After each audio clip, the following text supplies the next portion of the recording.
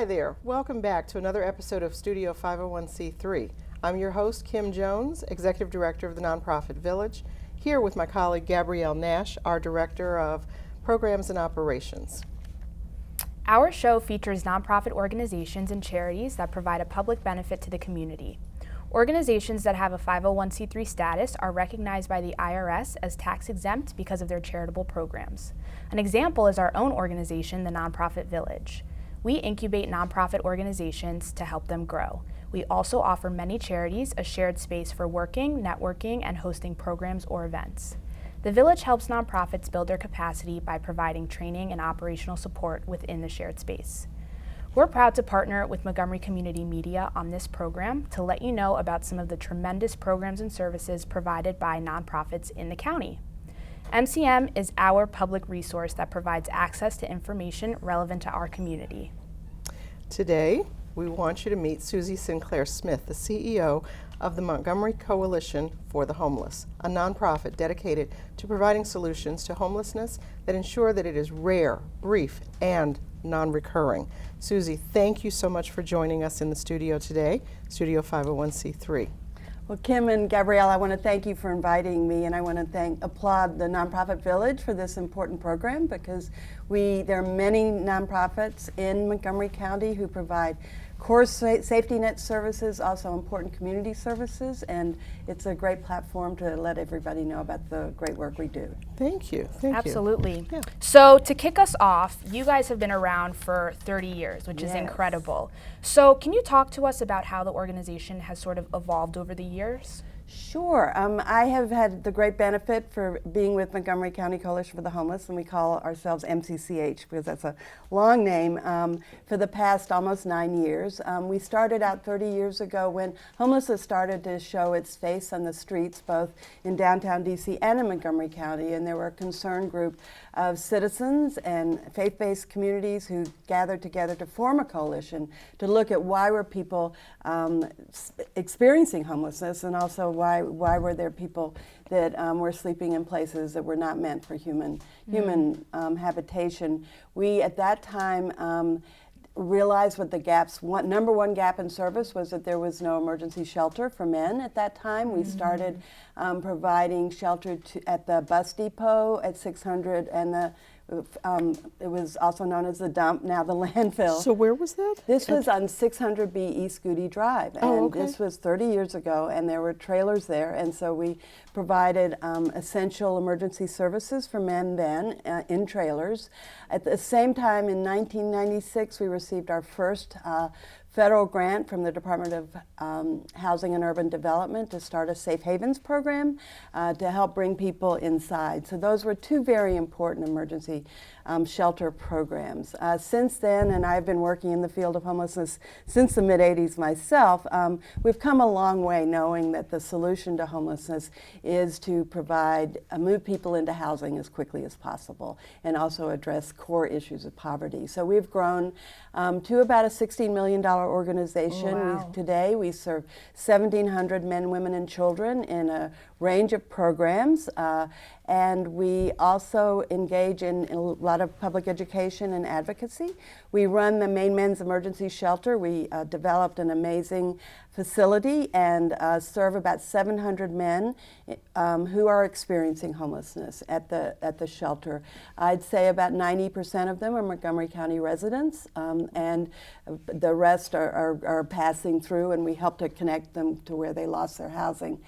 We also, and that part of our program is really about meeting the urgent needs of people who experience homelessness. So we connect them with basic needs such as showers, food, clothing, but we also help them get their IDs. We help connect them to services to help them move out of the shelter as quickly as possible. Right, and then to get onto a track of independence. Exactly, and then we have our permanent supportive housing programs. We support about 510 households who were formerly homeless, who've moved into permanent housing, and have support services to help them maintain their housing. We serve about 300 children in our permanent supportive housing programs.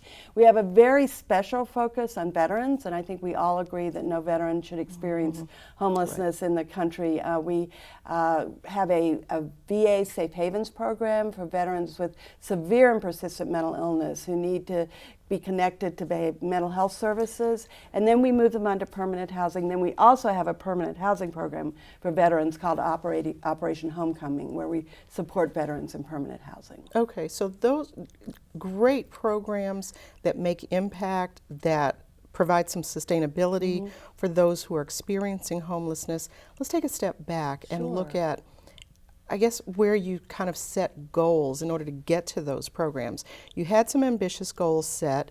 2016, you wanted to end veteran homelessness. 2019, you had a goal to end chronic homelessness. And then in 2020 and beyond, you were looking at some youth homelessness issues. How do you set these goals and then get to the programs that you're developing in order to address those needs? That's a really good question. I had the great benefit before I came to Montgomery County to work at the Federal Department of Health and Human Services on the first ever strategic plan that set out best practices to end homelessness across the county.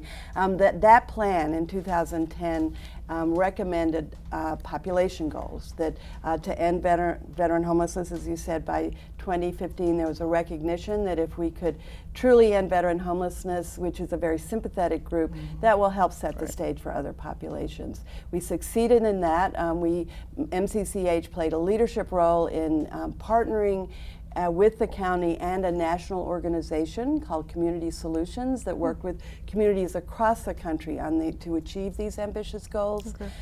We then focused on ending chronic homelessness. Chronic homelessness, and we talk about people experiencing homelessness. I don't say, oh, Kim, you're a homeless woman, because that categorizes you in that way. But people who experience chronic homelessness have disabilities, but also long histories. And they cost the county about $45,000 to maintain in their emergency status, but if you move them into permanent housing, it's $20,000 to $25,000. We, as a community, housed about 430. We still have about 10 left to house. Great. All right, so that answered that question. Yes. We have more questions. We're going to take a short break and come back. And when we do come back, we'll talk a little bit more about the efforts to end homelessness in Montgomery County with Susie Sinclair-Smith. You're watching Studio 501c3 on Montgomery Community Media. Please stay with us.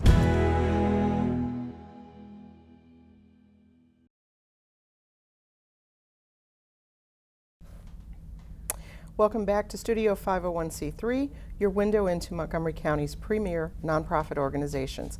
I'm Kim Jones, Executive Director of Nonprofit Village. With me is our Director of Programs and Operations, Gabrielle Nash. We're talking with Susie Sinclair-Smith, CEO of Montgomery County Coalition for the Homeless. Hi, Susie. Hi, Gabrielle. So to get back into this, I know you partner with many organizations around the county, including Man of Food Center, Wider Circle. Can you talk about how you leverage the services that those organizations provide for MCCH and the importance you think there is with partnering with other nonprofits in the county? Well, we certainly couldn't do the work we do alone without our partners, but also without community members. All of our 1,700 clients have a case manager, and we call our case managers glue, the glue to our program, that they help connect our clients with the resources that they need. So that is a natural connection to these amazing nonprofits. You'll be hearing from Diego from Identity earlier. We see a lot of youth between 18 and 24 at the shelter, so we know to go to Identity, for instance, to find out the best practices, what resources are available for that population. We are a member of many collaboratives, committees that bring us all together to see where we intersect. We did just pass our next, or finish our next strategic plan in the county to end homelessness. I'm a commissioner in the Interagency Commission on Homelessness and co-chair our Systems Integration Committee, where we're bringing together representatives from the police system, the education system, the behavioral health system, and to really see how we can further integrate our services and make it seamless for people who experience homelessness. We've had a great success in the county in reducing the number of people experiencing homelessness. We saw a 25% decrease. We're down to about 860 individuals who experience homelessness. Since I think 2016, there's been a 47% decrease in the number of people experiencing homelessness. And I really attribute it to this targeted focus that we have on ending homelessness for select groups. It's a real collaborative effort. We will be focusing on families beginning this summer and have many more partners. Then we'll move on to youth. We are having a particular focus on people who are aging, because we're seeing that there's more than half of the population are over 50. Right. I don't want to run out of time. Sure. You have a number of ways that people can engage with you: daily, weekly, monthly, ongoing, one-off. Talk to us before we run out of time, and let our audience know how they might engage with the coalition. Would love to. A volunteer at mcch.net is a way to connect to us, also on our website. But we have 100,000 meals donated at our men's shelter each year. We have tutoring programs that are permanent housing programs for families. We have a back to work program for men at the shelter where we have mentors. We have landscaping opportunities. But like any nonprofit, and I'm sure you address this in your show, that we look to our community members for their time and treasure and talents, and that we have the. Can you mention the one thing that you have on the Facebook?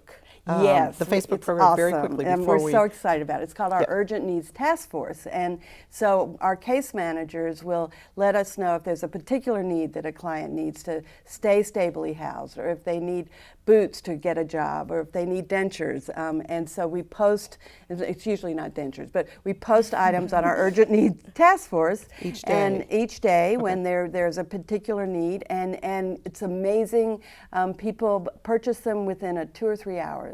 We have people who really follow it. Yeah, and I think people really get great useful. satisfaction knowing that they've truly touched the life of someone and helped them end their homelessness. All right. That's amazing. Amazing work. Thank you for all that you do.